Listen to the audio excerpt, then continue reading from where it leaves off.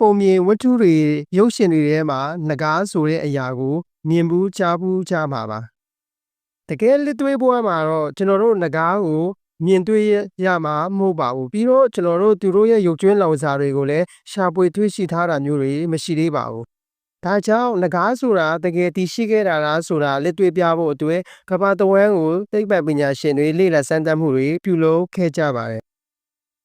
သိပ္ပံပညာရှင်တွေရဲ့လေ့လာတွေ့ရှိချက်တွေအရနဂါးဆိုတာဘယ်တော့မှမတည်ရှိခဲ့တဲ့မျိုးစိတ်တစ်ခုပဲဖြစ်ပါတယ်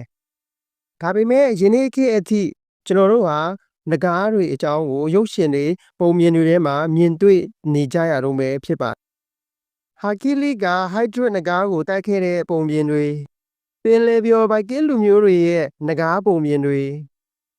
ဒါတွေဟာရှေ့ခေတ်ဥရောပလူမျိုးတွေရဲ့နဂါးနဲ့ပတ်သက်တဲ့ပုံမြင်တွေပဲဖြစ်ပါတယ်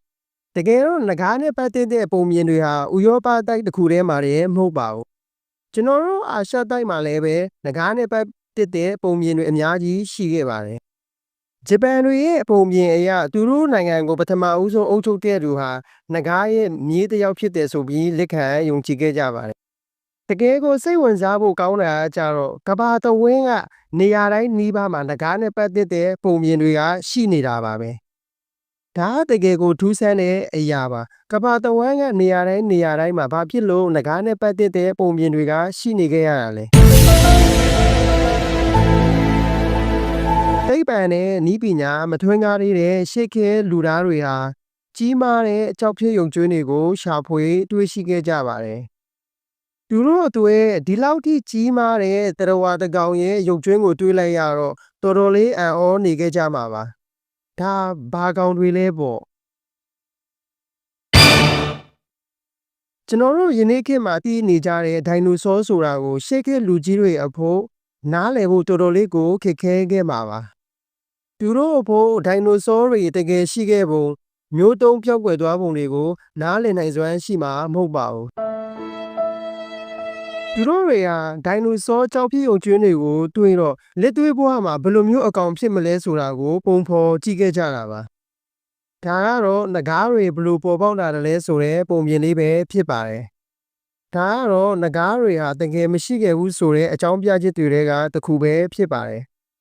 ဒိုင်နိုဆောတွေနဲ့နဂါးတွေကဘယ်လိုမှမတူပါဘူးဆိုပြီးမှတွေးကောင်းတွေးနိုင်ပါတယ်ပြီးတော့ဒိုင်နိုဆောတွေဟာမီးတွေဖုတ်ထုတ်နိုင်စွမ်းမရှိဘူးဆိုပြီးတော့လည်းတွေးကောင်းတွေးနိုင်ပါတယ်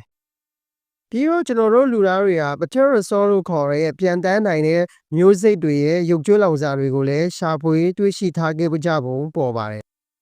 သူတို့တွေကအချို့တွေဟာဆိုရင်နဂါးတကောင်လိုပဲတကယ်ကိုကြီးမားပါတယ်ဒိုင်နိုဆောတွေနဲ့ပတရဆောတွေရဲ့ရုပ်ကျွလောင်စာတွေဟာနဂါးအဖြစ်အတတ်မှတ်နိုင်မဲ့အနည်းဆက်ဆုံးတရကပဲဖြစ်ပါတယ်ဒီနေ့ကကျွန်တော်တို့ကဘာကြီးမှာနဂါးပုံစံမျိုးတူမျိုးစိတ်တွေလည်းရှိပါတယ်